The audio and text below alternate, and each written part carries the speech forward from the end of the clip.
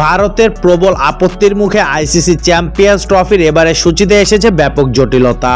মূল আয়োজক পাকিস্তান হলেও ভারত সব ম্যাচ খেলছে সংযুক্ত আরব আমিরাতে দুবাইয়ে, যে কারণে এ গ্রুপে সবকটি দলকেই পাকিস্তান এবং দুবাইয়ের ভিন্ন ভিন্ন কন্ডিশনে ম্যাচ খেলতে হয়েছে। বাংলাদেশ ও পাকিস্তান দুই দলকেই ভ্রমণ ক্লান্তি নিয়ে খেলতে হয়েছে ম্যাচ। এবার একই জটিলতার মাঝে পড়তে যাচ্ছে গ্রুপ বি এর দলগুলো।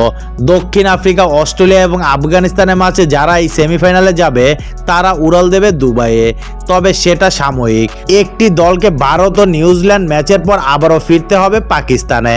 ভারতের বিপক্ষে সেমির আগে প্রতিপক্ষ যেন কন্ডিশনের সঙ্গে মানিয়ে নেওয়ার সুযোগ পায়, তার জন্যই আইসিসির এমন উদ্যোগ।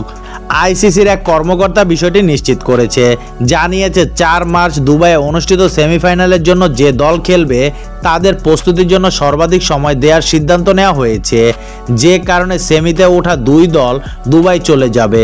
সেই সূত্রে আজই দুবাই যাচ্ছে অস্ট্রেলিয়া। আর যদি ইংল্যান্ডের বিপক্ষে ম্যাচের পর আফগানিস্তান সেমিতে ওঠে, তারাও অতি দ্রুত দুবাইয়ের ফ্লাইট ধরবে।